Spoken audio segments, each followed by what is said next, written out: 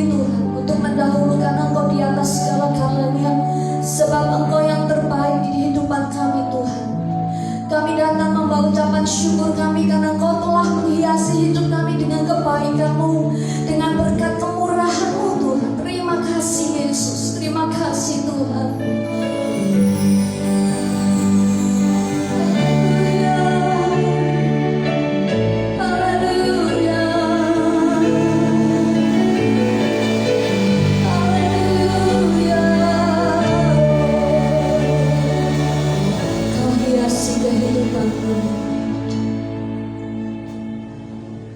Kau hiasi kehidupanku dengan kemurahan-Mu. Kau rancangkan masa depanku penuh dengan harapan. Aku ada saat ini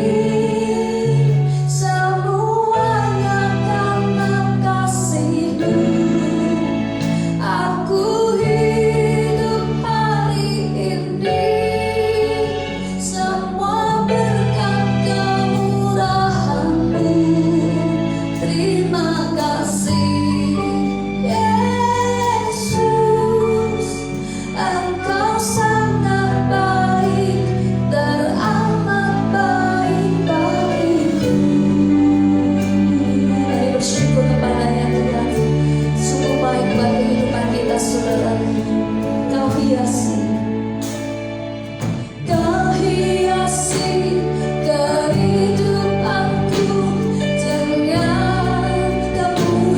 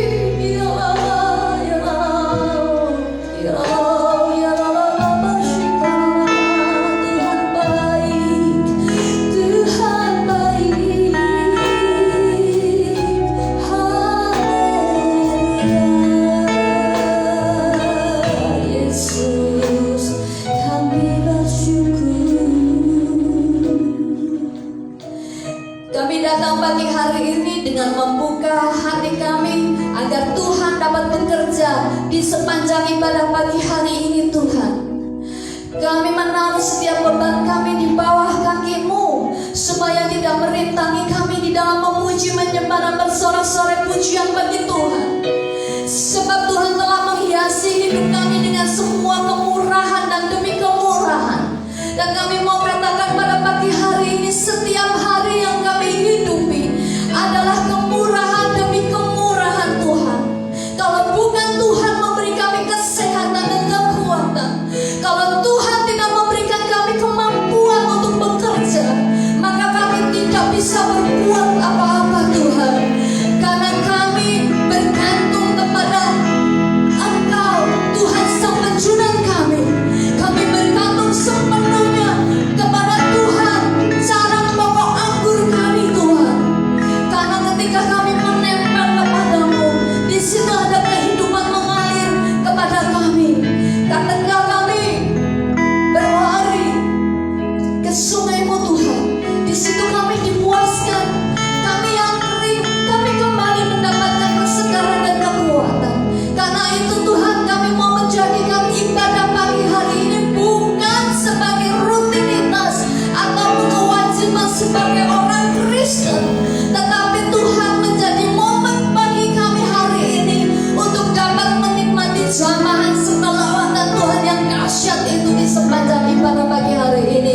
Kami mau bergerak, kami tidak mau melipat tangan, kami tidak mau mengencangkan tangan kami, kami mau membuka tangan kami untuk terangkat bagi-Mu, bersorak, menari dan bersukacita bagi-Mu. Terima kasih Tuhan, Engkau sudah membuat keajaiban di kehidupan kami.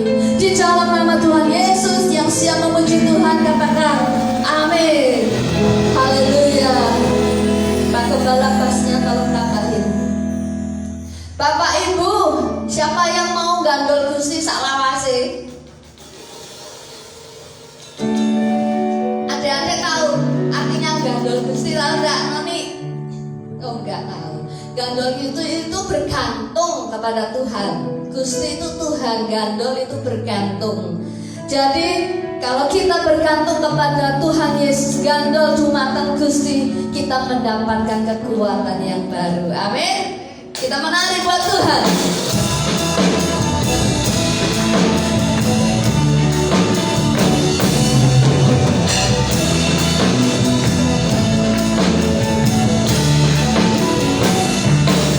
Gandol Gusti, gandol Gusti, gandol Gusti. Sampai dino, rina wangi gandol Gusti. Gandol Gusti, gandol Gusti, gandol Gusti. Sampai dino, rina wangi gandol Gusti.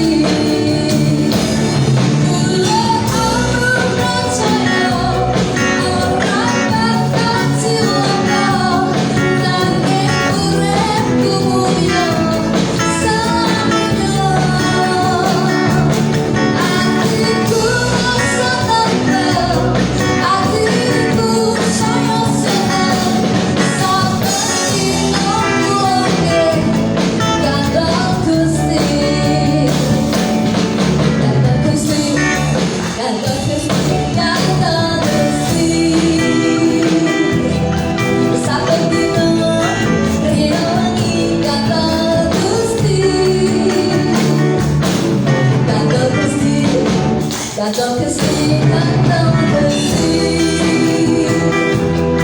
Sampai dino, rina wangi gandol Gusti. Orang percaya, orang takkan cinta, nanging urip dunya selamanya. Hatiku rasa tenang, hatiku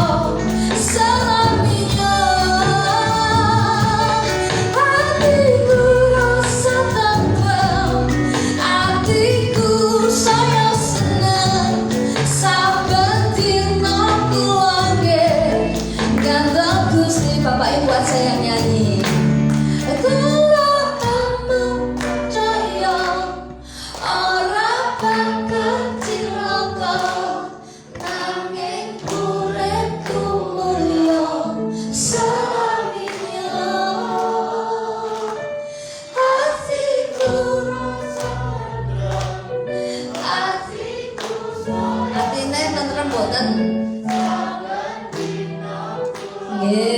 Lebih semangat lagi. Ayo.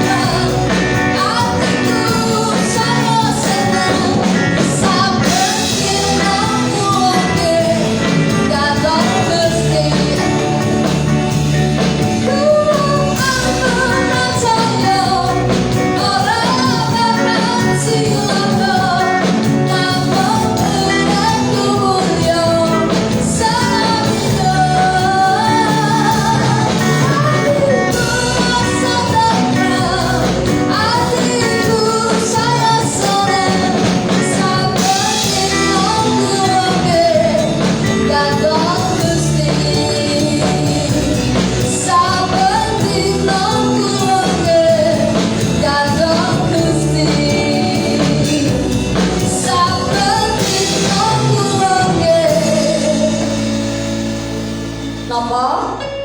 Dah? Gusti leres. Ini kemuliaan dari Bapak Kinara. Silakan duduk kembali. Hari ini kita diajak Tuhan untuk berserah sepanjang hari, setiap hari. Karena kalau kita mengandalkan kekuatan kita tidak sanggup. Betul? Hanya kekuatan dari Tuhan kita sanggup melakukan segala perkara. Itu yang difirmankan Tuhan buat kita dan mengingatkan kita semua pada pagi hari ini. Dan saatnya kita akan mendengarkan firman Tuhan. Berserah kepada Yesus.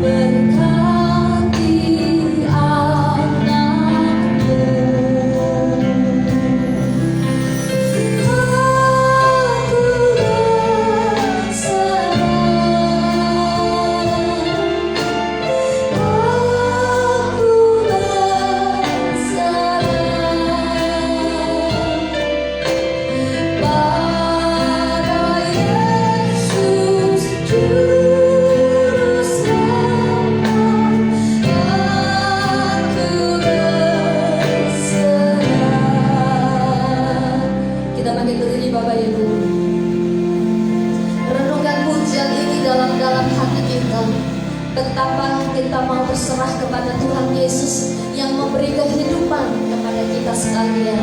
Biarlah tubuh jiwa roh ini sepenuhnya menjadi milik kepunyaan Bapa di di surga, dan kita mau berserah sepenuhnya kepada Tuhan. Berserah kepada tubuh jiwa rohku, rohkan jiwaku, ku kasih.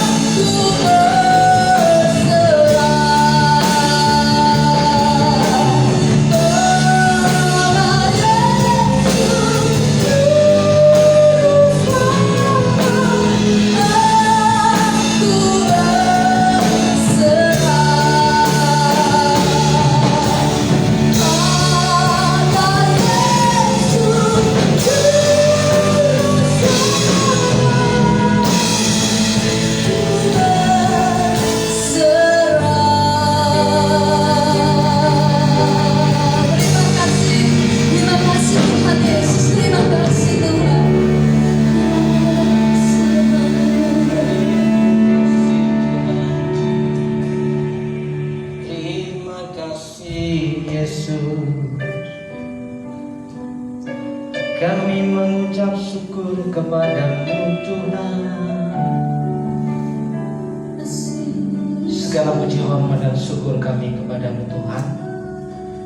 Bila pada pagi hari ini kami dapat menikmati berkat kemurahan-Mu, dapat menikmati atas segala kebaikan-Mu Tuhan.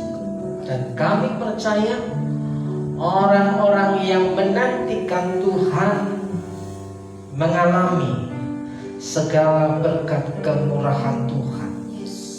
Dan hari ini kami mau mencari apa yang menjadi isi hati Tuhan, apa yang menjadi kehendak Tuhan dalam kehidupan umat-Mu di tempat ini. Kami mau belajar, kami mau menyelidiki, kami mau merenungkan firman-Mu. Beri kami kekuatan untuk mengerti dan melakukannya. Dalam berkat nama Yesus, Bapak Ibu Saudara yang siap untuk menikmati berkat firman Tuhan, katakan amin. Amin. Silakan duduk Bapak Ibu dan Saudara. Shalom. Selamat pagi. Apa kabar? Luar biasa. Ibu bapak saudara yang dikasih Tuhan, pada pagi hari ini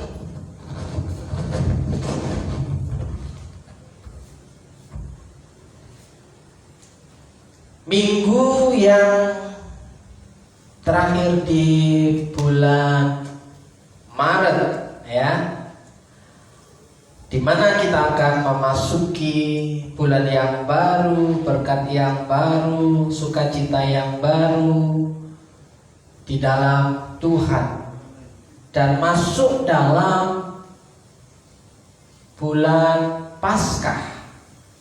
Bapak Ibu Saudara yang dikasih Tuhan, hari-hari ini kita pasti melihat, ya, saudara-saudara kita di tempat-tempat wilayah Kabupaten Banyumas, ada Sumpio, ada Wangon, ada Tambak, ya. Mereka mengalami yang namanya kebanjiran, saudaraku yang dikasih Tuhan. Mereka mengalami yang namanya kelimpahan air, sehingga ada banyak sawah, jalan, rumah diterjang oleh air, oleh banjir. Ibu bapak saudaraku yang dikasih Tuhan, mereka mengalami yang namanya kesusahan, mereka mengalami yang namanya penderitaan. Sementara kita di tempat ini menikmati kondisi yang terasa aman dan nyaman, saudara. Patutkah kita mengucap syukur bahwa ada di tempat lain orang menderita, ya, sementara kita di tempat ini mengalami sukacita. Kalau menggenapi firman Tuhan, bersukacitalah senantiasa, berarti apapun yang terjadi kita tetap harus bersukacita. Tapi ketika kita melihat saudara kita juga mengalami kesusahan, harusnya sukacita kita itu dibagikan kepada mereka, bukan kita nikmati sendiri, saudaraku yang dikasih Tuhan. Nah, berbicara tentang air, berbicara tentang banjir, ya, beberapa waktu yang lalu, ya, ada pagelaran MotoGP di Mandalika. Selain nama Indonesia dikenal oleh dunia, ya, ada satu fenomena yang viral hari-hari ini, yaitu berbicara tentang seorang wanita yang sedang berdoa di tengah-tengah guyuran hujan. Ya, ada seorang wanita yang dikenal dengan seorang pawang hujan, dan itu ada pro dan ada yang kontra. Saudaraku yang dikasih Tuhan, ada yang menganggap bahwa itu mengenalkan budaya Indonesia kepada luar negeri, tapi ada yang mengatakan bahwa itu suatu perbuatan yang syirik. Ya, perbuatan yang syirik itu apa? Perbuatan yang membuat nama Tuhan itu diduakan, artinya melakukan sesuatu yang tidak diperkenan oleh Tuhan. Nah, saudaraku, berbicara tentang hujan, hari ini saya ingin mengajak saudara untuk membicarakan soal hujan berkat. Ya, kalau mereka mengalami hujatan, ya, hujatan itu bertubi-tubi. Kalau saudara kita di tempat-tempat yang lain mengalami hujan yang bertubi-tubi, membuat kehidupan mereka mengalami kesusahan, sehingga ada banjir dan rumah pada berantakan, mereka susah makan. Tapi ada sisi lain, bahwa di balik semua itu adalah ada hujan berkat. Nah, ibu bapak saudaraku yang dikasih Tuhan, Siapakah yang membuat hujan? Nanti saudara akan melihat fenomena alam, saudara akan melihat ya sesuatu yang terjadi di luar sana, tapi faktanya memang ada, ya, dan itu memang fakta dan kenyataan terjadi di sekitar kita. Ya, kita akan melihat, ya, dalam kitab Yeremia pasal 14 ayat 22, adakah yang dapat menurunkan hujan? Adakah yang dapat menurunkan hujan? Ya kan? Kita akan melihat dari sisi Alkitab, kebenaran firman Tuhan, ya. Apa itu hujan dan siapa itu pawang hujan? Apakah di Alkitab juga disinggung tentang seorang pawang hujan, saudara yang dikasih Tuhan? Ya. Oke. Adakah yang dapat menurunkan hujan di antara dewa kesia-siaan bangsa-bangsa itu? Atau dapatkah langit sendiri memberi hujan lebat? Ya. Bukankah hanya Engkau saja ya Tuhan Allah kami, pengharapan kami, yang membuat semuanya itu? Kita akan melihat siapa sang pembuat hujan. Ya, ada banyak orang hujan itu menjadi penghalang untuk berbakti beribadah kepada Tuhan. Ada banyak orang ketika hujan datang mereka pada mengeluh, ya, karena ketika sedang mengadakan mau keluar rumah mengadakan perjalanan, ketika hujan akhirnya rencana agak sedikit bergeser, atau karena kita masih pakai motor, kita harus pakai jas hujan untuk berkendara menuju tempat lokasi yang akan kita tuju. Tidak masalah bagi yang punya kendaraan roda 4 yang ada atapnya, maksudnya bukan roda 4 yang tidak ada atapnya, ya. Nah, ibu bapak saudaraku yang dikasih Tuhan, ya, Dia yang menutupi langit dengan awan-awan, yang menyediakan hujan bagi bumi, yang membuat gunung-gunung menumbuhkan rumput. Saudaraku, hujan berbicara tentang air, ya. Hujan itu dikatakan dalam Alkitab bahwa ketika hujan turun, maka akan ada tumbuh-tumbuhan yang hidup. Ketika hujan itu berhenti, ketika terjadi musim kering yang berkepanjangan, maka tanam-tanaman itu akan mati dan tidak bisa mengikat air, maka yang terjadi sumber air itu akan kering. Dan dampak yang terjadi adalah yang namanya kelaparan. Nah, siapakah sang pembuat hujan? Sang pembuat hujan itu tidak lain adalah Tuhan Allah, sang pencipta langit dan bumi. Ya, saudara, kalau mendengar, ya, wawancara di podcast, ya, Deddy Kompuser, antara sang pawang hujan dengan Mas Dedi. Di situ ada wawancara-wawancara yang membuat bahasa-bahasa baru dalam dunia perhujanan. Ya kan? Biasanya kalau yang nama pakai engineering itu ada di pabrik-pabrik, ya kan? Tapi di situ dia memperkenalkan dan dikenal oleh dunia. Sang pawang itu adalah grup engineering. Ya. Nah, saudaraku yang dikasih Tuhan, nanti kita akan melihat seberapa jauh seorang pawang itu punya peran dalam kehidupan. Apakah semua orang bisa menjadi pawang? Pertanyaannya. Nah, apa itu pawang? Nah, ibu bapak saudaraku yang dikasih Tuhan, hujan membuat tanaman bertumbuh dan menghasilkan buah. Ya, tidak ada hujan, tidak ada panenan, saudaraku.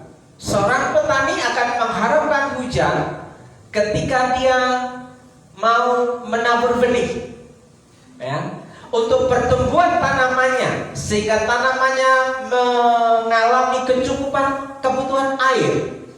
Jika tanaman itu tidak terpenuhi unsur air yang dibutuhkannya, maka tanaman itu tidak bisa tumbuh. Tumbuh sebentar, layu dan kering lalu mati. Ibu bapak saudara yang dikasih Tuhan. Nah, ketika ada air, ada tanaman dan ada panenan.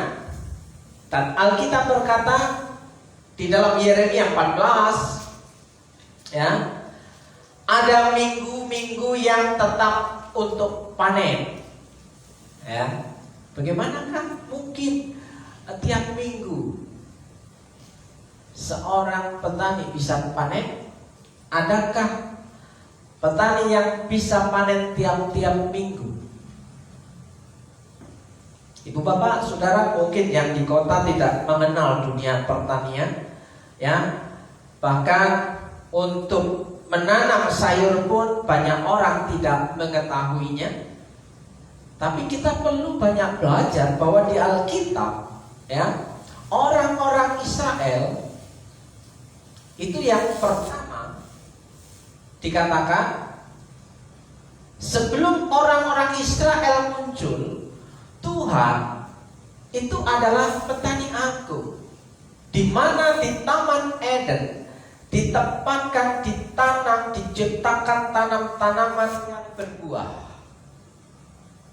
ya, sehingga Tuhan menciptakan Adam dan Hawa untuk menjadi petani yang pertama, mengelola Taman Eden dengan segala tanamannya. Dan pada waktu itu dikatakan ketika Tuhan menciptakan pertama kali tanaman, hasilnya itu sangat luar biasa. Hasilnya itu sangat memuaskan. Ya, hasilnya itu disebut benih unggul, ya, benih hibrida. Ya, kalau zaman sekarang, zaman laboratorium itu benih hibrida, benih yang besar-besar dan bagus-bagus. Nah, ibu bapak saudaraku yang dikasihi Tuhan, bagaimanakah tiap-tiap minggu itu bisa panen?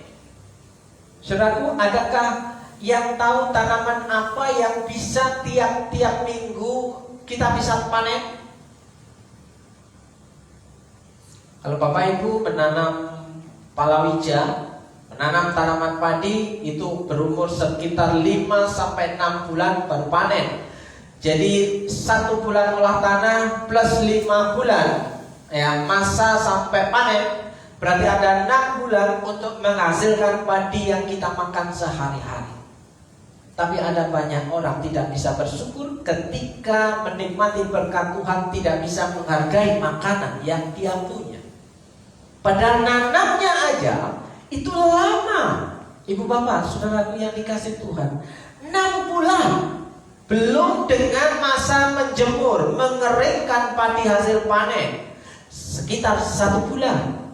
Ada 7 bulan untuk bisa kita nikmati nasi yang ada di meja makan tempat kita, ya, untuk bisa kita makan sayur, ya. Bapak ibu kalau makan sayur kangkung, kangkung itu usianya, ya, sekitar 21 hari baru bisa panen. Kalau bapak ibu makan cabai, makan sambal, ya, lauk dengan sambal, ya, cabai itu berbuah sekitar 3-4 bulan. Lama. Kalau bapak ibu makan sayur kacang, sama, ya, sekitar 1 bulan lebih. Nah, kita yang tinggal menikmati, ya, hasil dari jerih lelah para petani, kita kurang bisa mensyukuri apa yang kita dapatkan. Nah, oleh sebab itu mari kita bapak ibu saudaraku yang dikasih Tuhan merenungkan berkat pemeliharaan Tuhan yang kita nikmati selama ini. Dan bagaimana kita bisa menjadi seorang petani seperti mereka dalam hal yang berbeda. Tiap-tiap minggu ya, panen.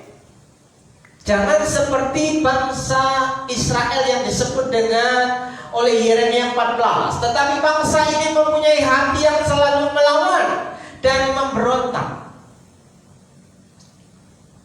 Israel itu bangsa pilihan Allah, tapi bangsa yang juga selalu melawan dan memberontak. Saudaraku yang dikasihi Tuhan, itu Israel menggambarkan umat manusia keseluruhan bahwa hampir semua orang melakukan hal yang sama.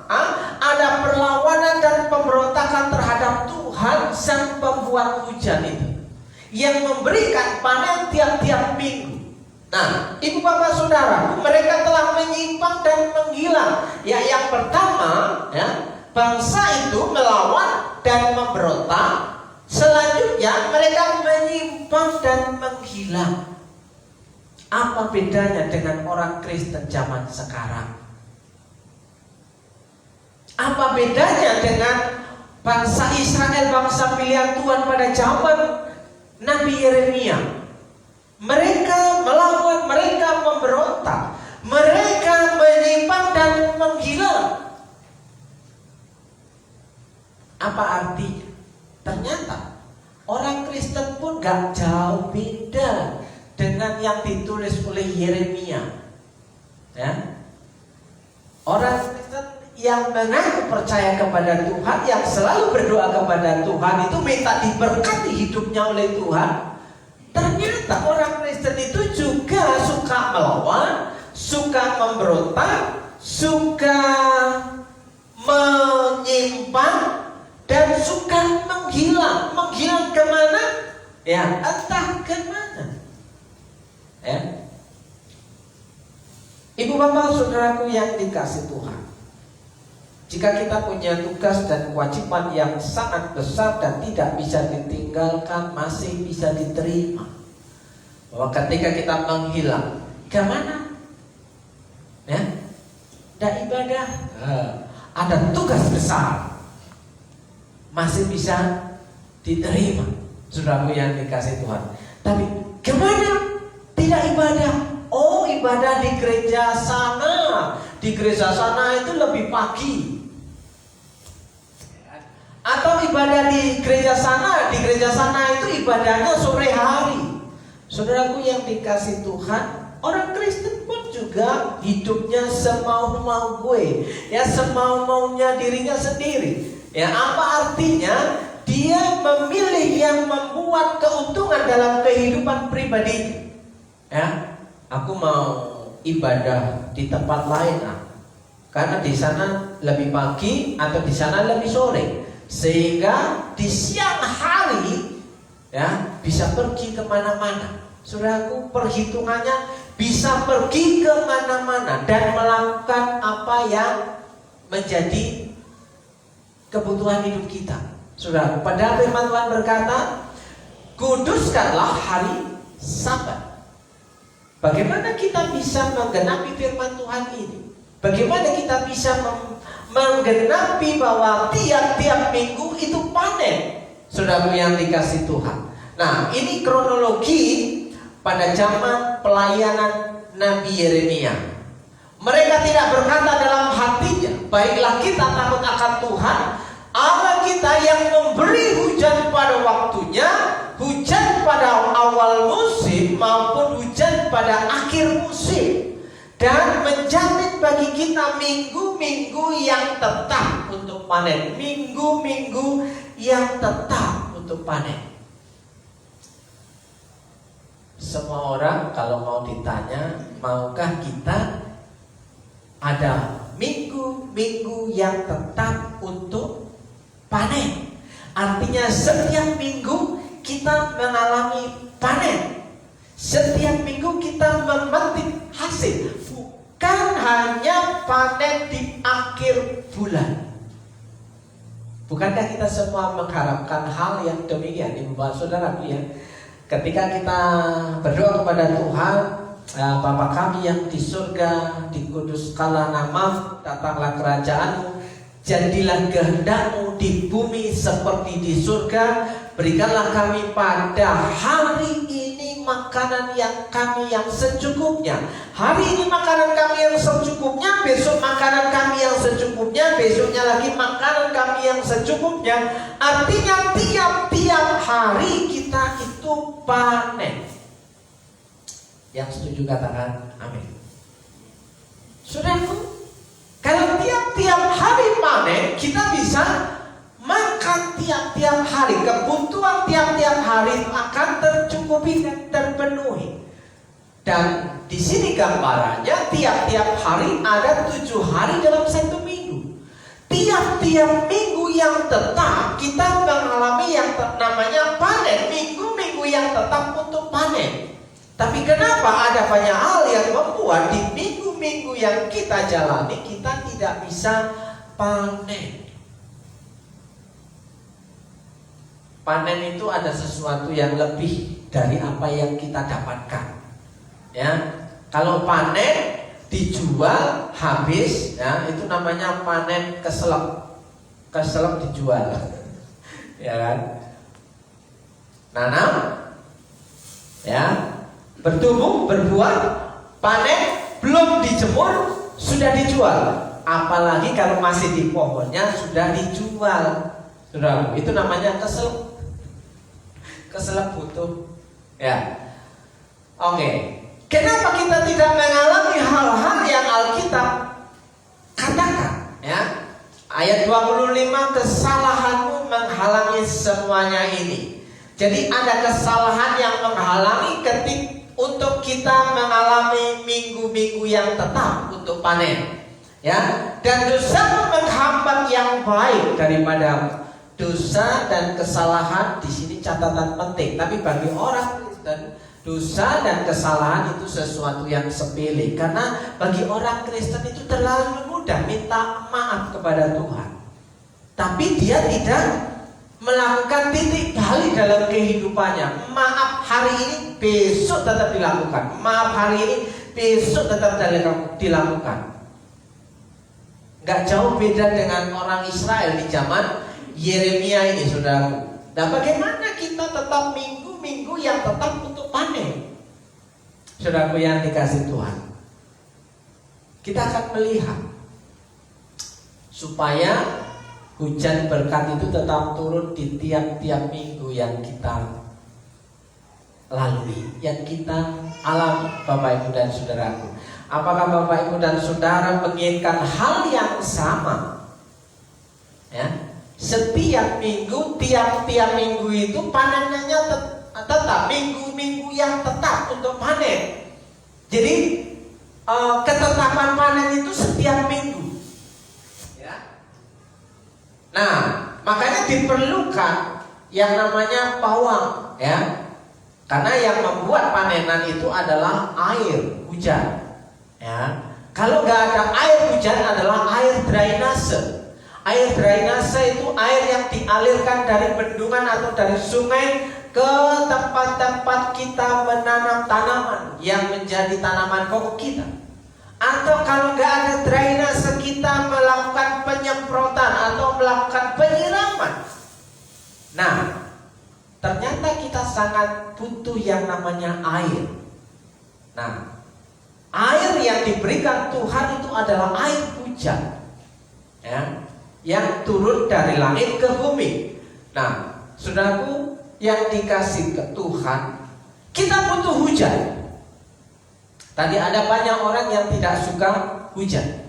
Nah, perlukah pawang hujan itu? Nah, apakah ini sesuatu yang syirik ataukah sesuatu yang termasuk kalau pas seorang pawang itu dikenal sebagai seorang dukun, atau sesuatu yang mistik, atau sesuatu yang dianggap bahwa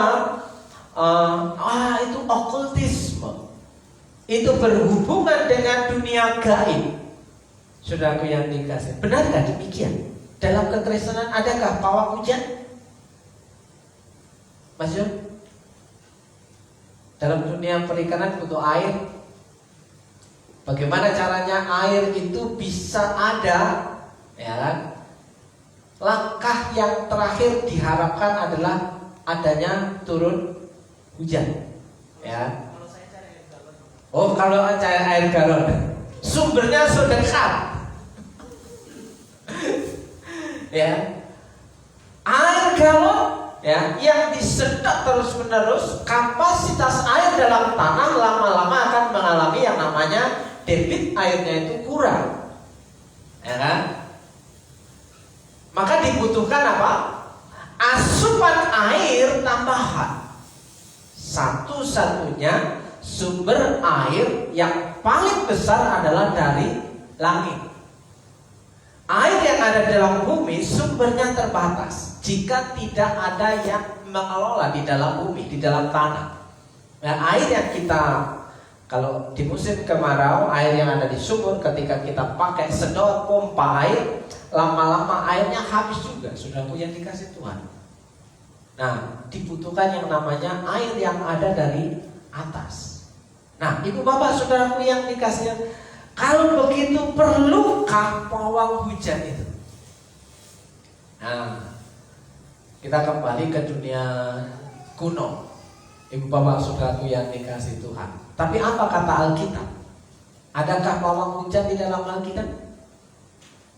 Supaya ada tanaman itu bisa bertumbuh subur dan mengalami panen raya, tidak ada kekurangan, tidak ada kekeringan. Nah, saudaraku yang dikasih Tuhan, jika ada hujan, ya, yang normal, semuanya akan baik-baik saja. Tapi kalau hujannya juga terlalu banyak, akan terjadi kebanjiran, ya. Hujannya terlalu sedikit, ya, air dalam tanah akan cepat menguap, kebutuhan akan air akan berkurang. Jadi yang dibutuhkan adalah yang normal saja.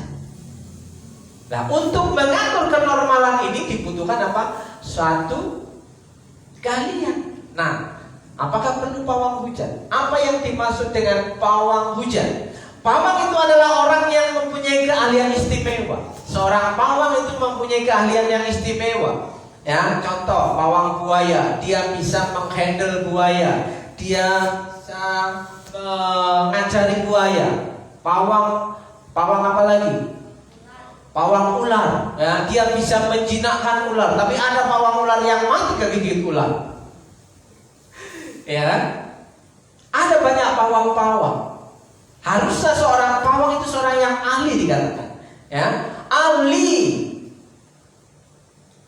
dan istimewa. Sementara hujan itu titik-titik air yang berjatuhan dari udara karena proses pendinginan. Titik-titik air yang ada di awan, di udara, awan yang berkumpul itu meleleh, makanya jatuh airnya.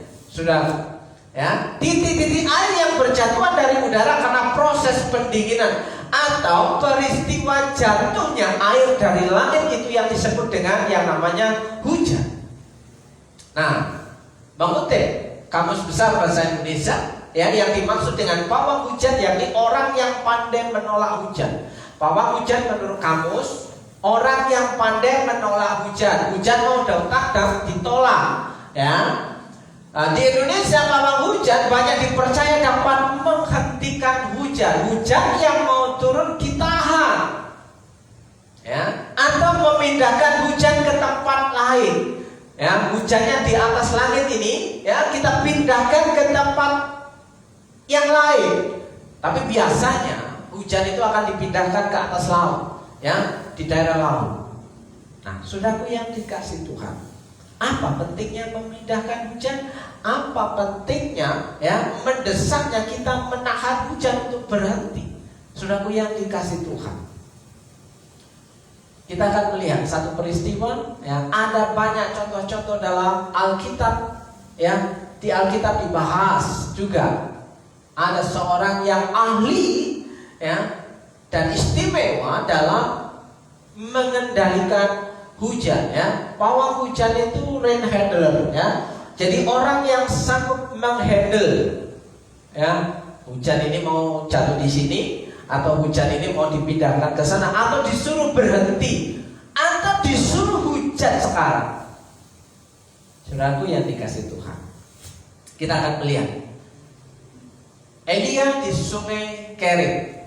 Kita akan melihat di sini 1 Raja-Raja pasal yang ke-17 ayat yang pertama. Lalu berkatalah Elia orang Tisbe dari Tisbe Gilead kepada Ahab, demi Tuhan yang hidup Allah Israel yang kulayani, sesungguhnya tidak akan ada embun atau hujan pada tahun-tahun ini, kecuali kalau ku katakan. Elia berkata, bahwa di tempat ini tidak akan ada hujan kalau tidak ku katakan. Ya, berapa tahun? 3,5 tahun.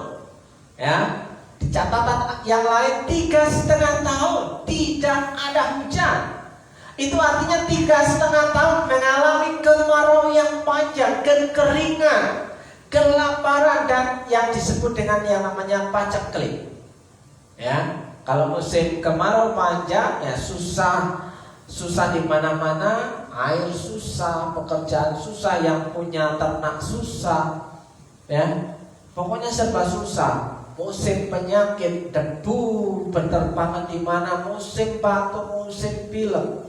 Nah, ibu bapak saudaraku yang dikasih Tuhan, di sini ada seorang abdi Allah, seorang hamba Allah yang bernama Elia. Di situ dia berkata, demi Tuhan yang hidup Allah Israel yang kulayani. Dia mempunyai Allah yang dia layani, dan dia memperkatakan bahwa demi Allah yang aku layani, sesungguhnya tidak akan ada embun atau hujan pada tahun-tahun ini. Jadi Elia adalah seorang abdi Allah. Kemudian datang firman Tuhan kepadanya, pergilah dari sini, berjalanlah ke timur dan bersembunyilah di tepi sungai Kerit, di sebelah timur sungai Yordan. Ternyata pada waktu itu Elia, seorang abdi Allah, seorang hamba Allah ini mengalami kesusahan, ibu bapak saudara. Elia harus pergi dari tempat asalnya. Dia berjalan ke timur dan disuruh bersembunyi. Bersembunyilah di tepi sungai Kerit. Dia seorang abdi Allah, hamba Allah. Dia harus melakukan pelarian dari satu tempat ke tempat yang lain. Dan di situ tunjukkan kamu harus pergi dan bersembunyi di sebelah, di tepi sungai Kerit, sebelah timur sungai Yordan. Kira-kira jadi hamba Tuhan itu susah atau mudah? Tapi faktanya Elia sebagai abdi Allah, sebagai hamba Allah, dia mengalami kesusahan, mengalami masa-masa ancaman, mengalami namanya masa-masa pengejaran, dan sampai dikatakan dia harus bersembunyi di musim kehidupannya yang mengalami susah. Saudaraku yang dikasih Tuhan, engkau dapat minum dari sungai itu, dan burung-burung gagak telah kuperintahkan untuk memberi makan engkau di sana. Saudaraku, ini yang dikatakan oleh banyak orang Kristen bahwa Tuhan itu akan mengirimkan burung gagak kepada kita di waktu-waktu susah. Burung gagak yang membawa roti dari surga, ya, yang diperintahkan oleh Tuhan melalui burung gagak yang tidak dikenal juntrungnya, yang tinggal di atas bukit, yang jauh dari jangkauan manusia. Tapi di situ diperintahkan Tuhan untuk memberi makan Elia, sang abdi Allah itu. Ya, engkau dapat minum dari sungai. Kalau misalnya minum, masih dapat minum dari sungai yang masih ada airnya. Tapi diceritakan kemudian bahwa air itu akan menjadi kering karena 3,5 tahun tidak ada hujan. Karena Elia tidak mau mengatakan akan turun hujan. Sebelum genap waktunya, Elia tidak akan berkata akan turun hujan. Jadi hujan bisa dikendalikan oleh seorang abdi Allah yang namanya Elia. Kalau aku mau katakan hujan itu turun. Kalau aku mau katakan hujan itu berhenti. Kalau aku mau katakan tidak akan ada hujan selama kurun waktu, maka tidak akan ada hujan. Di Alkitab ada seorang pawang hujan. Salah satunya adalah Elia. Ini baru contoh satu, saudaraku yang dikasihi Tuhan. Lalu yang pergi dan melakukan seperti firman Tuhan. Elia, walaupun dia hidup susah, tapi dia tetap melakukan seperti apa yang difirmankan oleh Tuhan. Ia pergi dan diam di tepi sungai Kerit di sebelah timur sungai Yordan. Saudaraku yang dikasihi Tuhan, apa bedanya saudara saya dengan Elia? Elia dikatakan abdi Allah, Elia dikatakan hamba Allah. Sementara orang Kristen itu disebut juga sebagai hamba Allah secara umum. Tapi ada yang disebut sebagai hamba Allah secara khusus, saudara. Nah, Elia adalah seorang hamba Allah, abdi Allah secara khusus yang diberikan mandat oleh Tuhan, ya, untuk melakukan penyampaian firman Tuhan kepada bangsa Israel. Ya, ia pergi dan ia melakukan seperti firman Tuhan. Ia pergi dan diam di tepi sungai Kerit di sebelah timur sungai Yordan. Ya, pada waktu pagi dan petang burung-burung gagak membawa roti dan daging kepadanya. Kalau menurut logika kita, kira-kira masuk akal enggak? Ya, ada burung gagak membawa roti dan burung gagak itu juga membawa daging. Kira-kira masuk akal enggak? Masuk logika kita enggak? Saudaraku yang enggak masuk akal, enggak masuk logika. Ya, kira-kira burung gagak itu belanjanya di mana? Ya, pada waktu itu belum ada Indomaret, Alfamart, saudaraku yang dikasih. Tapi burung gagak itu tiap-tiap hari dia membawakan roti dan daging kepada Elia yang ada di tepi sungai Kerit. Saudaraku yang dikasih Tuhan, luar biasanya Tuhan memelihara abdi Allah ini. Ya, pada waktu pagi dan petang burung-burung gagak membawa roti dan daging kepadanya dan ia minum dari sungai itu. Tetapi sesudah beberapa waktu sungai itu menjadi kering sebab hujan tiada turun di negeri itu. Elia belum mau mengatakan hujan turun, maka di negeri itu dikatakan tidak ada hujan dan kering. Akhirnya apa? Dia tidak bisa lagi minum dari air dari sungai Kerit. Saudara, ternyata melayani Tuhan itu tidak gampang. Ternyata melayani Tuhan itu ada penderitaan. Ternyata melayani Tuhan itu ada harga yang harus dibayar. Ya, ternyata menjadi hamba Tuhan itu banyak yang dikorbankan. Sampai dia tidak mengindahkan keselamatannya, kesehatannya, tidak mengindahkan apa yang menjadi kenyamanan hidupnya. Dia hanya mengandalkan air yang ada di sungai dan mengandalkan burung gagak yang datang memberi dia makan roti dan daging. Terus apa bedanya dengan kita saat ini, saudaraku yang dikasih Tuhan? Kalau Elia mengandalkan kebutuhan hidupnya hanya dari pertolongan Tuhan yang memerintahkan burung gagak, ya, Elia bisa makan, Elia bisa minum, Elia bisa selamat, Elia dipakai Tuhan secara luar biasa. Ya. Kalau kita hari ini adalah kita bisa mencari kebutuhan hidup kita sendiri. Ya.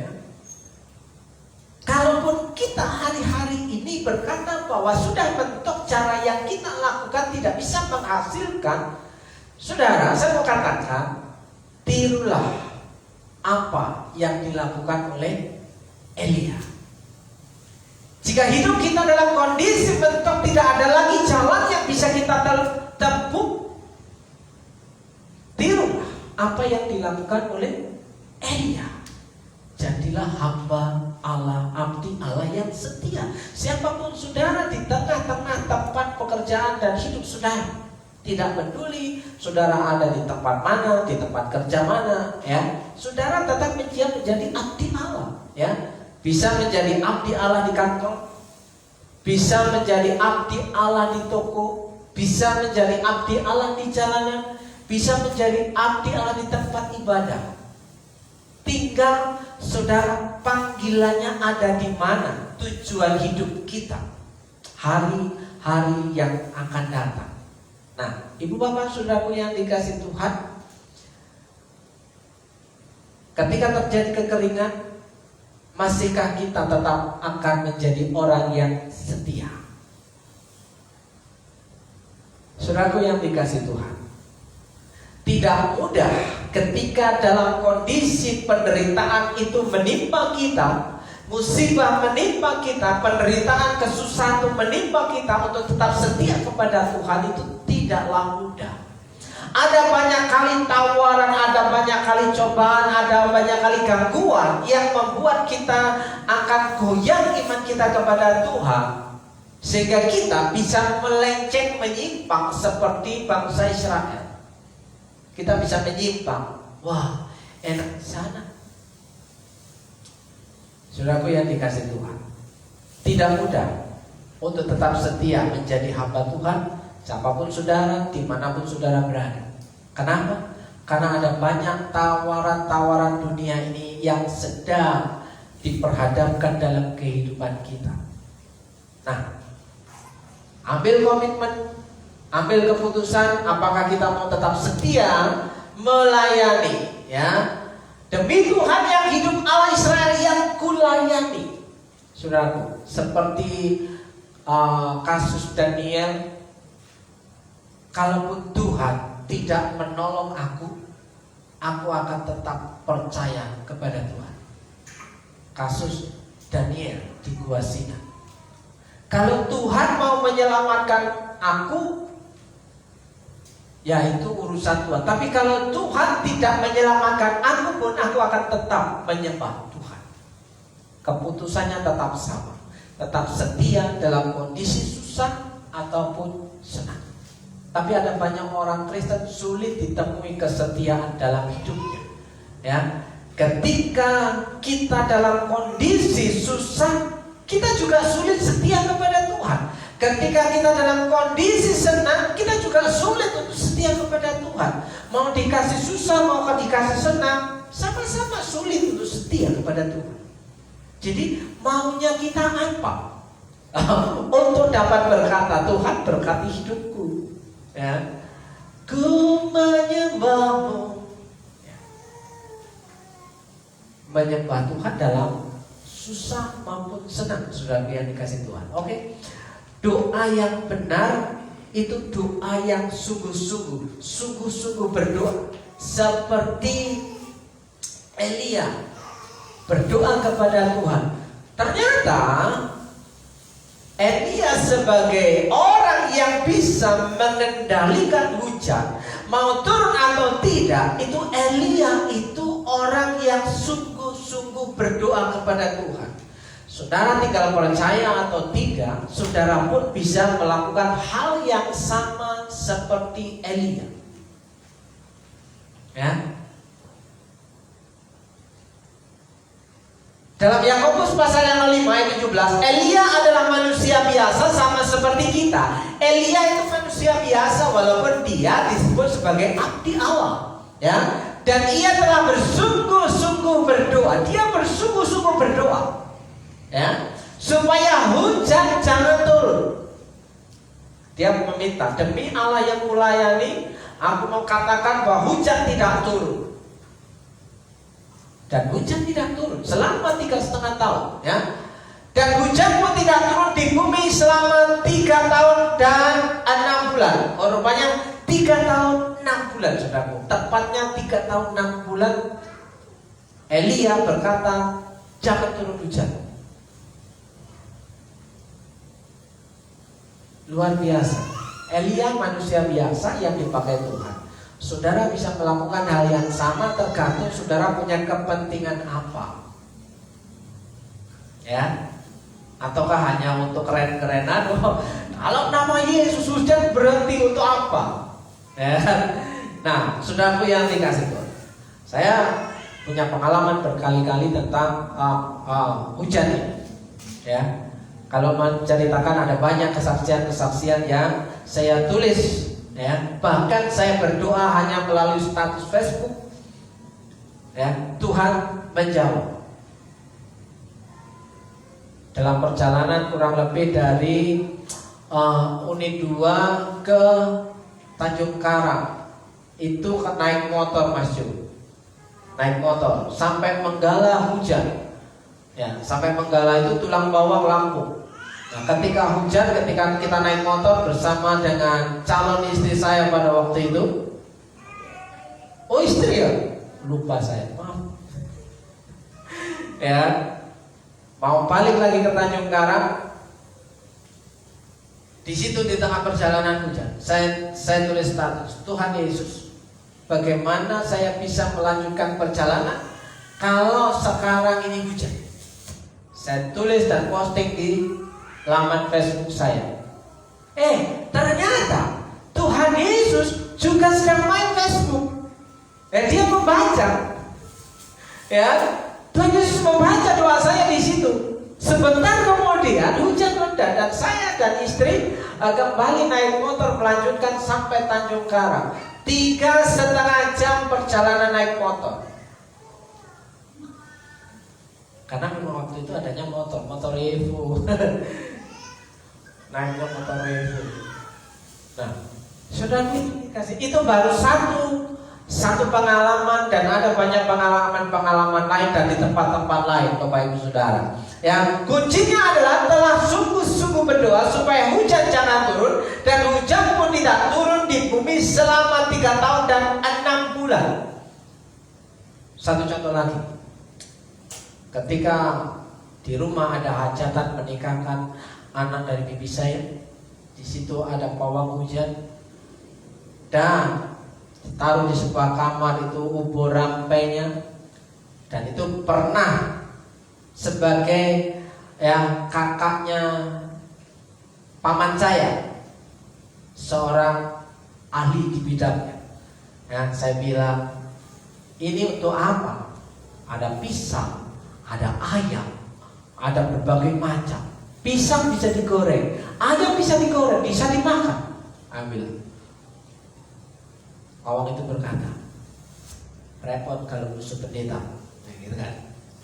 Saya bilang, kalau saya mau berkata hujan sekarang hujan, tapi kalau saya mau katakan bahwa hujan tidak datang, hujan pun tidak datang. Saya berani berkata itu dengan orang yang ahli di bidangnya pada waktu itu. Semua sesajen saya suruh keluarkan, saya suruh goreng, saya suruh makan. Ada yang takut makan, biar saya yang makan. Nah, saudara, itu kejadian. Dan itu terjadi di tengah-tengah keluarga kami pada waktu itu di Sumatera sana. Tidak peduli itu siapa orangnya saya, tapi saya mau katakan bahwa saya punya Tuhan yang luar biasa. Ya, tidak harus pakai ada kopi, ya kan, ada udut, ada kembang, ada berbagai macam media yang dipakai. Tapi saya mau katakan bahwa saya punya Tuhan yang hidup. Dia yang mengendalikan hujan itu bisa turun atau tidak. 2 kesaksian, ya. Hujan pun tidak turun di bumi dan selama 3 tahun dan 6 bulan. Ayat yang ke-18, lalu ia berdoa pula dan langit menurunkan hujan dan bumi pun mengeluarkan buahnya. Setelah 3 tahun 6 bulan, Elia berdoa sungguh-sungguh bahwa hujan itu turun. Jadi hujan itu tergantung apa yang dikatakan Elia. Saudaraku yang dikasih Tuhan. Nah, saudaraku yang dikasih, doa yang sungguh-sungguh itu seperti apa? Doa yang lahir dari iman akan menyelamatkan orang sakit itu. Ternyata ada kasusnya, ya. Doa orang benar itu besar kuasanya. Ada kasus, ada orang sakit, saudaraku yang dikasih Tuhan, dan Tuhan akan membangunkan dia. Dan jika ia telah berbuat dosa, maka dosanya itu akan diampuni. Karena itu hendaklah kamu saling mengaku dosamu dan saling mendoakan supaya kamu sembuh. Rupanya kesembuhan itu bisa terjadi kalau ada pengakuan. Jadi doa orang benar, ada suatu pengakuan yang dibuat dalam kehidupannya, maka dikatakan di sini doa orang yang benar bila dengan yakin didoakan sangat besar kuasanya. Begitu juga dengan yang dilakukan oleh Elia yang mengatakan hujan jangan turun maka hujan tidak turun, hujan turun maka hujan itu jadi turun. Doa yang sungguh-sungguh itu bisa menyelamatkan kehidupan orang yang berdoa. Doa yang sungguh-sungguh adalah doa yang dihidupinya.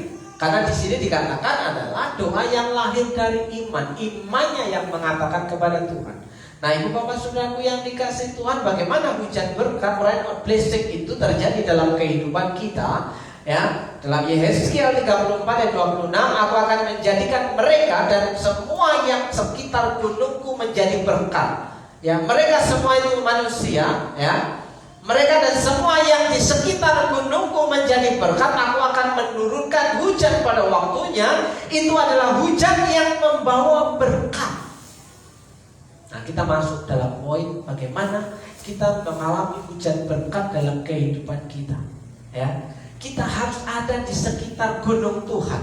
Ya, sekitar gunungku menjadi berkat. Di sekitar gunung Tuhan. Dalam kitab Yehezkiel, dalam kitab Yesaya ayat pasal 44 ayat 3, sebab aku akan mencurahkan air ke atas tanah yang haus dan hujan lebat ke atas tempat yang kering. Jika kita percaya kepada Tuhan, kita berdoa sungguh-sungguh kepada Tuhan, kita berkata kepada Tuhan dan lahir dari iman doa kita itu, maka kita bisa berkata di musim kering kehidupan kita, ya, di situ akan ada hujan berkat. Apakah saudara mempercayai atau setuju dengan apa yang saya uraikan?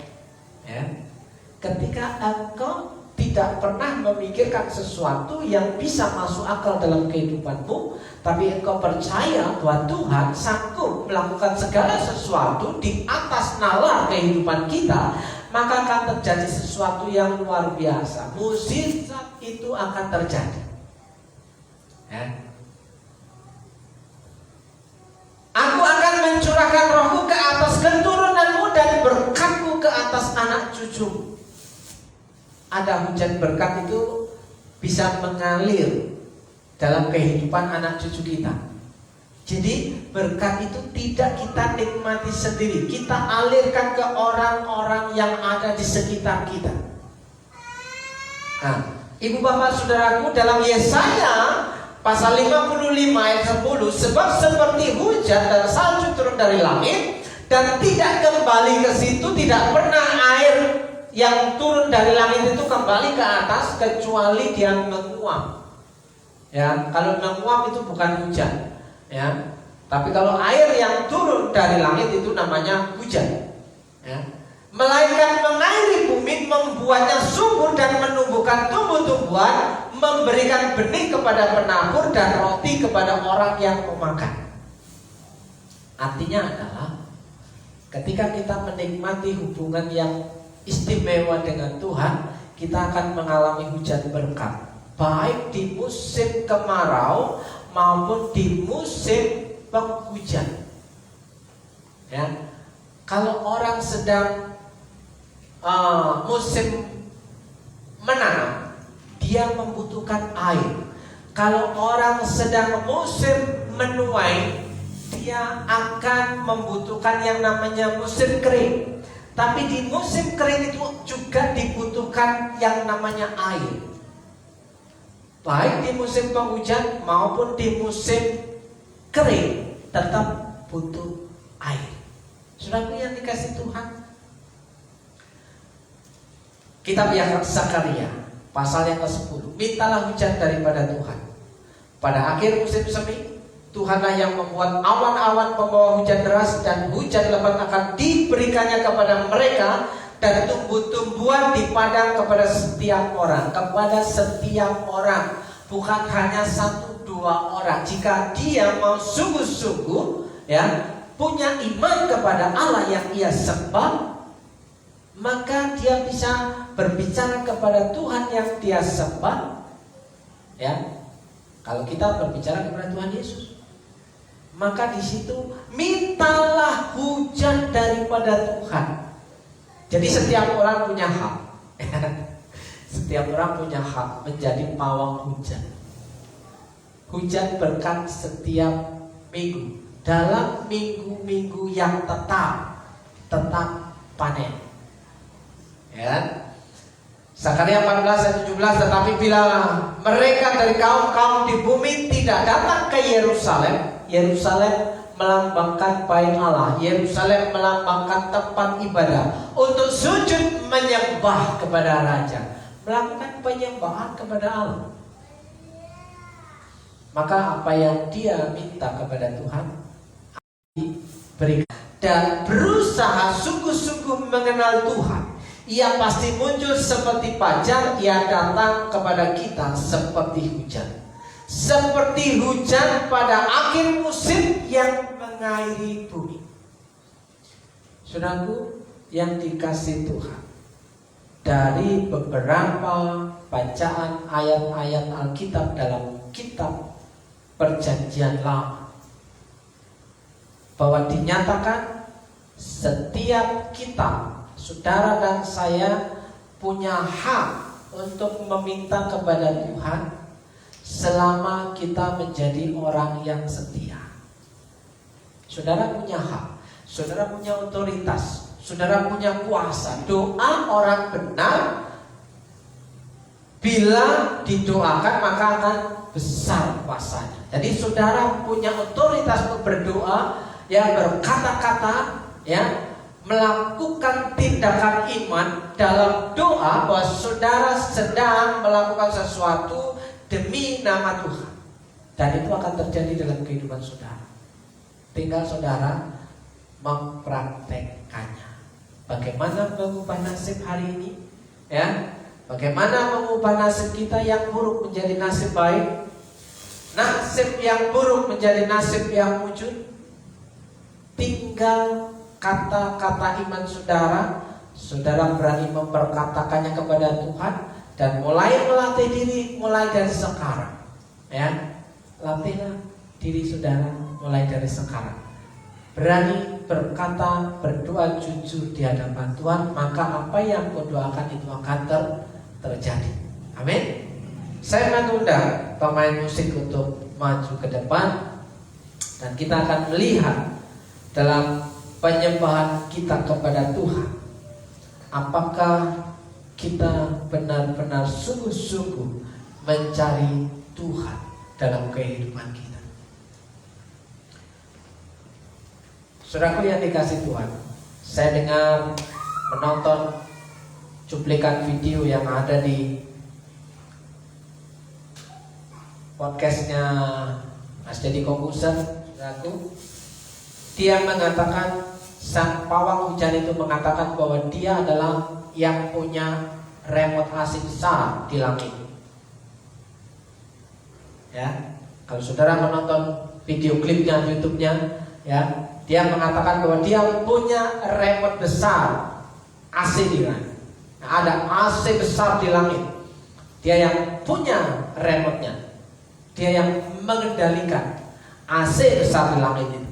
Saudaraku, kalau saudara melihat siapakah perempuan itu, saudara akan kaget. Di KTP-nya tertulis agamanya apa, tapi di dalam kehidupan sehari-hari prakteknya seperti apa, sangat jauh berbeda. Tapi kata-kata yang diucapkannya juga bahasa-bahasa yang berbeda, seperti yang bukan dia lakukan dalam ritual-ritual, saudara. Ada beberapa keanehan-keanehan yang terjadi di situ. Sesungguhnya dia punya iman kepada Tuhan yang mana. Ketika dia berkata ada AC besar di langit, sementara Alkitab mengatakan ada jendela di langit, ya, ada tingkap-tingkap di langit, ya, ada pintu air di langit, ya, saudaraku yang dikasih Tuhan. Ya, dalam Yesaya 30 ayat 23, lalu Tuhan akan memberi hujan bagi benih yang baru kamu taburkan di ladangmu, dan dari hasil tanah itu kamu akan makan roti yang lezat dan berlimpah-limpah. Pada waktu itu ternak makan rumput di padang rumput yang luas. Saudaraku yang dikasih Tuhan, di situ dikatakan bahwa orang yang tahu rahasia ini, dia akan bisa, ya, membuka pintu-pintu di langit. Dia akan bisa membuka jendela besar yang ada di langit. Dia akan bisa menyingkapkan tapir-tapir di udara. Mungkin hari ini saya terlalu ngerong, ya. Tapi saya mau katakan inilah pengajaran yang ada di Alkitab. Saya harus mengatakan dengan jujur bahwa Alkitab mengatakan menuliskan hal yang demikian.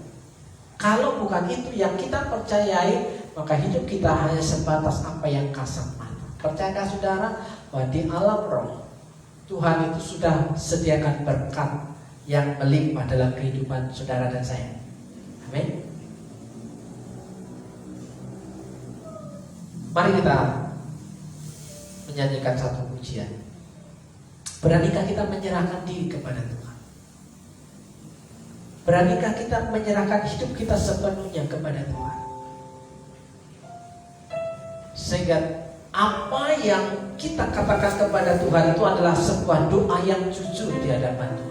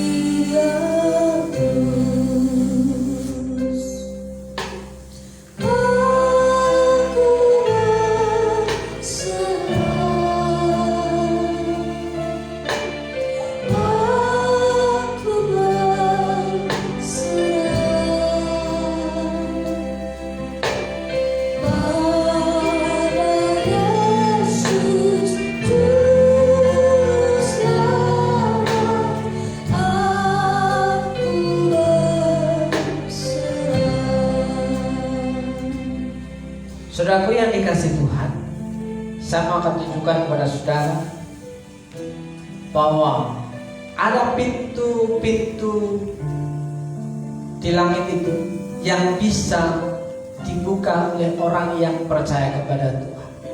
Ada jendela di langit itu yang bisa dibuka oleh orang yang percaya kepada Tuhan, sehingga hujan berkat itu turun atas kehidupan. Saya mau bacakan untuk saudara dalam Yohanes pasal yang 4 ayat 10. Jawab Yesus kepadanya, jikalau engkau tahu tentang karunia Allah dan siapakah dia yang berkata kepadamu, berilah aku minum, niscaya engkau telah meminta kepadanya, dan ia telah memberikan kepadamu air hidup. Yohanes 7 ayat 38, barang siapa percaya kepadaku, percaya kepada Tuhan Yesus dalam kehidupannya, seperti yang dikatakan oleh kitab suci, dari dalam hatinya akan mengalir aliran-aliran air hidup. Di dalam 2 Raja-Raja pasal yang ke-7 ayat yang pertama, Lalu berkatalah Elisa, dengarlah firman Tuhan. Elisa adalah muridnya Elia, abdinya Elia. Dengarlah firman Tuhan, beginilah firman Tuhan. Besok kira-kira waktu itu sesuka tepung yang terbaik akan berharga sesikal, dan 2 suka jelek akan berharga sesikal di pintu gerbang Samaria. Tapi perwira yang menjadi ajudan raja menjawab abdi Allah, katanya, sekalipun Tuhan membuat tingkap-tingkap di langit, masakan hal itu mungkin terjadi. Ada orang juga yang menyangkali kebenaran firman Tuhan. Dia tidak percaya bahwa di surga, di langit itu ada pintu-pintu. Di situ seorang perwira menjadi ajudan raja menjawab abdi Allah itu, katanya, sekalipun Tuhan membuat tingkap-tingkap di langit, ada jendela besar di langit, ya, masakan hal itu mungkin terjadi. Jawab abdi Allah, sesungguhnya engkau akan melihatnya dengan matamu sendiri, tetapi tidak akan makan apa-apa daripadanya. Kuncinya untuk menikmati hujan berkat dalam kehidupan kita adalah mempercayai Tuhan seutuhnya. Mungkin tidak masuk akal, tapi kalau Alkitab katakan, percayalah bahwa memang ada pintu-pintu berkat di langit yang bisa dibuka oleh orang percaya, dan kemurahan Tuhan itu bisa turun sewaktu-waktu tanpa perlu modal. Jika kau percaya, katakan lagi, berserah kepada Yesus.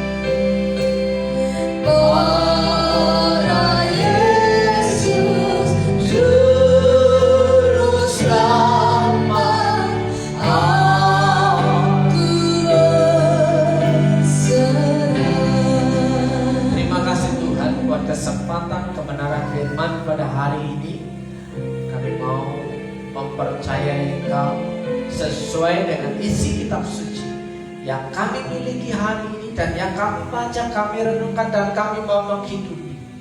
Bahwa orang yang percaya apa yang menjadi kebenaran firman akan melihat dan makan apa yang ada daripada persediaan Tuhan yang tak terbatas. Terima kasih Tuhan, dalam berkat nama Yesus. Saudara yang percaya bahwa firman Tuhan itu ya dan amin, katakan amin.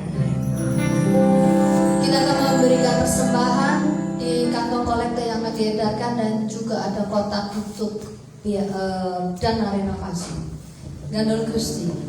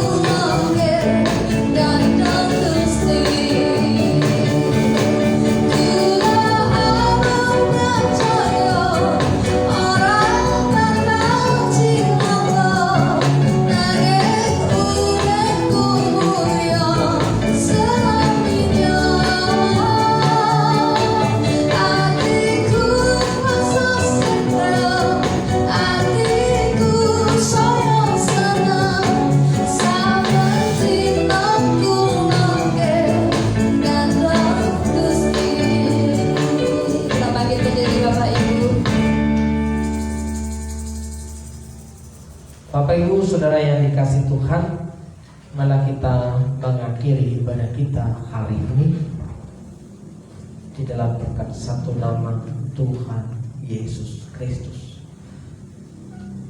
Terimalah doa berkat untuk saudara. Jika engkau baik-baik mendengarkan suara Tuhan Allahmu dan melakukan dengan setia segala perintahnya yang kusampaikan kepadamu pada hari ini, maka Tuhan Allahmu akan mengangkat engkau di atas segala bangsa di bumi. Segala berkat ini akan datang kepadamu dan menjadi bagianmu jika engkau mendengarkan suara Tuhan Allahmu. Dalam berkat nama Yesus, Tuhan memberkati engkau. Dalam berkat nama Yesus, Tuhan melindungi engkau. Dalam berkat nama Yesus, Tuhan menyinari engkau dengan wajah. Dalam berkat nama Yesus, Tuhan memberi engkau kasih karunia. Dalam berkat nama Yesus, Tuhan menghadapkan wajahnya kepadamu dan memberi engkau damai sejahtera. Dalam nama Yesus, Tuhan memberkati engkau. Tuhan memberkati rumah tanggamu. Tuhan memberkati pasanganmu. Tuhan memberkati suami, istrimu maupun anak-anakmu. Siapapun yang ada di tengah-tengah keluargamu menikmati berkat kemurahan Tuhan. Dalam berkat nama Yesus, berkat yang baru setiap pagi menjadi bagianmu. Berkat yang tidak lazim diperintahkan mendatang hidupmu jika engkau sungguh-sungguh percaya kepada Tuhan. Dalam nama Yesus, diberkati pekerjaanmu, diberkati usahamu, diberkati jerih payah lelahmu, diberkati warungmu, tokomu. Dalam nama Yesus, saudara yang percaya bahwa firman Tuhan yang kita dengar pada hari ini memberikan kita kekuatan dan kuasa. Dalam nama Yesus, saudara yang percaya katakan amin. Kiranya Engkau memberkati aku berlimpah.